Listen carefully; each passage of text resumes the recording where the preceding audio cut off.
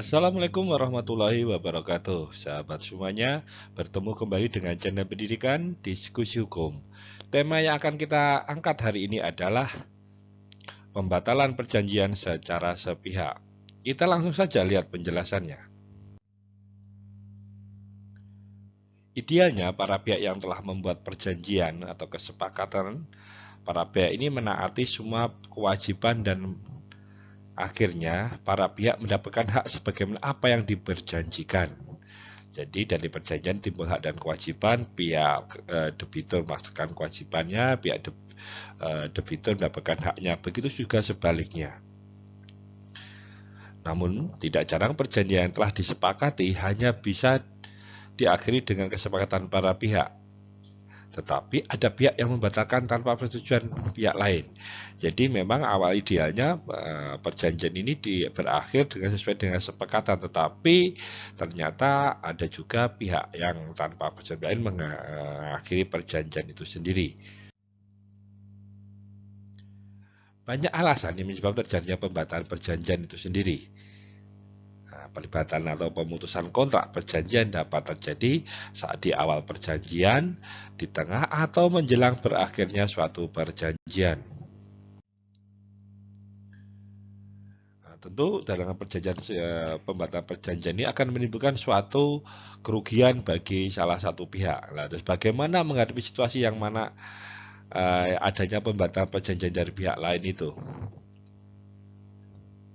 Jika sudah ditempuh secara musyawarah dan perdamaian tidak punya solusi, jadi kita usahakan dulu dilakukan penyelesaian secara musyawarah mufakat, tetapi tidak ketemu solusinya, tentu kita harus melakukan proses melalui proses pengadilan, yaitu mengajukan surat gugatan ke pengadilan sebagaimana yang telah disepakati apabila dalam sengketa sebagian dalam perjanjian.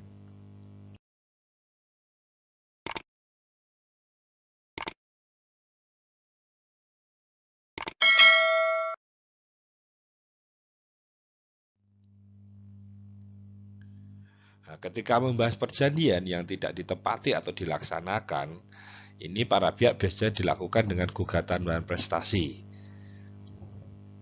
Nah, namun demikian, hal tersebut tidak berlaku di dalam pembatalan perjanjian yang dilakukan secara sepihak. Jadi ketika ada pihak yang tidak melakukan kewajibannya, itu biasanya gugatannya ada gugatan dan prestasi. Tetapi ini tidak berlaku dalam perjanjian. Di sini Mahkamah Agung dalam beberapa putusan ini sudah ada konsistensi berpendapat bahwa pembatalan perjanjian sepihak adalah ranah dari perbuatan melawan hukum. Jadi di sini Mahkamah Agung dari satu putusan ada suatu kaidah hukum dan ini menjadi suatu jurisprudensi dan diikuti oleh putusan-putusan setelahnya.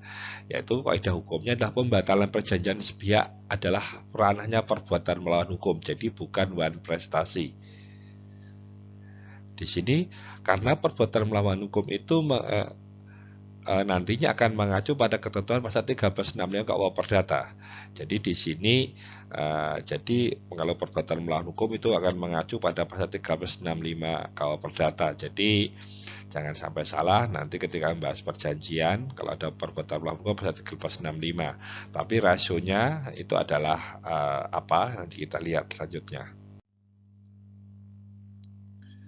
Di sini putusan Mahkamah Agung yang menegaskan kaidah hukum bahwa perjanjian itu secara pihak adalah perbuatan melawan hukum, yaitu yang pertama di sini putusan Mahkamah Agung RI nomor 1051 K, ini kasasi, yaitu di Perkara Perdata 2014. Selanjutnya putusan Mahkamah Agung Indonesia nomor 580 ini PK ya, peninjauan kembali PDT 2015. Dan yang ketiga putusan MARI nomor 28 Kasasi PDT 2016. Nah, di sini dalam putusan Mahkamah Agung RI nomor 1051 garis miring K garis miring PDT 2014 ini memberikan kaidah hukum yaitu jadi bahwa perbuatan tergugat atau pemohon kasasi telah membatalkan perjanjian yang dibuat oleh penggugat termohon kasasi secara sepihak disebut pembatalan perjanjian secara sepihak tersebut dikualifisir sebagai perbuatan melawan hukum karena bertentangan pasal 1338 KUH Perdata, yaitu perjanjian dapat diambil selain pihak yang telah disepakati. Jadi perbuatan melawan hukumnya di sini yaitu karena perbuatan melawan hukum 1365, hukum yang dilawan ini bertentangan yaitu dalam pertentangan pasal 1338. Karena pasal 1338 ini adalah perjanjian, karena sudah disepakati apabila pembatalan perjanjian itu dilakukan kesepakatan. Tetapi ternyata ada dilanggar hukum tersebut, yaitu dilakukan secara sepihak. Ini juga di putusan Mahkamah Agung RI nomor 28K PDT 2016. Di sini memberikan kaidah hukum juga di sini bahwa sesuai fakta persidangan terbukti penggugat adalah pelaksana proyek. Jadi ini kasusnya adalah penggugat pelaksana proyek sesuai dengan surat perintah mulai kerja yang telah diterbitkan oleh tergugat 1. Proyek dihentikan secara sepihak. Jadi proyeknya diberhentikan sepihak. Jadi di sini ada perjanjiannya diberhentikan secara sepihak oleh para tergugat, sehingga benar para tergugat telah melakukan perbuatan melawan hukum. Jadi di sini jelas diakhiri perjanjian juga dari dua putusan ini tadi saya ambil bahwa perbuatan penghentian perjanjian secara sepihak adalah perbuatan melawan hukum. Jadi kesimpulannya di sini bahwa pembatalan perjanjian secara sepihak adalah perbuatan melawan hukum karena bertentangan dengan pasal 1338 KUH Perdata. Nah, dalam pasal 338 itu mengandung asas pacta sunt servanda atau perjanjian yang berlaku sebagai undang-undang bagi para pihaknya. Makanya apabila ada pembatalan perjanjian harusnya berdasarkan kesepakatan para pihak, tetapi dilakukan pembatalan sepihak, ini adalah perbuatan melawan hukum. Jadi kalau nanti merumuskan gugatan, jangan lupa mengacu pada 1365 KUH Perdata, bukan berkaitan masalah perjanjian. Dan ketika mengajukan gugatan, tentunya rujukannya adalah pelanggaran hukum sebagaimana ketentuan pasal 1338 KUH Perdata.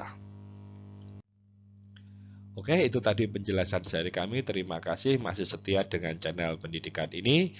Jika ada pertanyaan, saran, dan masukan silahkan disampaikan di kolom komentar. Kami akan mencoba menjawab semua pertanyaan yang Anda sampaikan. Jika video dan ulasan hukum kami adalah menarik dan layak untuk dibagikan, silahkan di-share atau dibagikan kepada rekan-rekan Anda.